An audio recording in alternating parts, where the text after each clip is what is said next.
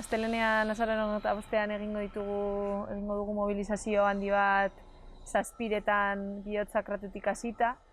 eta hainbat auzok egin dituzte,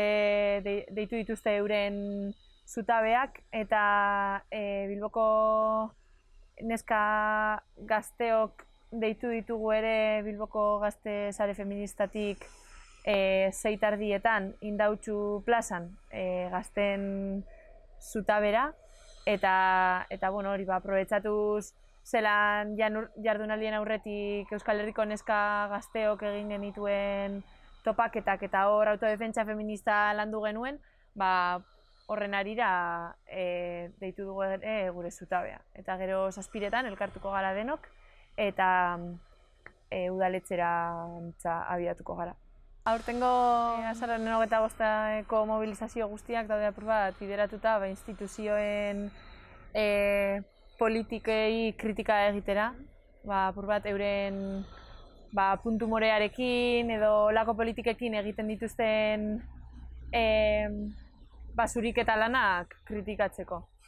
eta gure autodefentsa feminista aldarrikatzeko horren aurrean. Instituzioen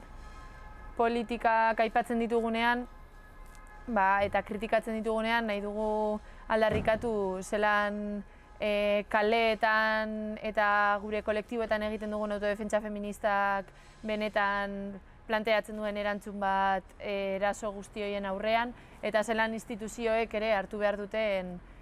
konpromisoa hori egiteko, eta ez zuriketa simple bat egiteko. Adibidez, instituzioen politiken artean topatu dezakegu puntu morearena, ideia bezala agian egon daitekena ondo, baina zuriketa simple bat dena eta ez duena planteatzen benetan erantzun argi bat autodefentsa feministatik eraso guzti horiei erantzuna emoteko eta eraso estruktural honi erantzuna emoteko.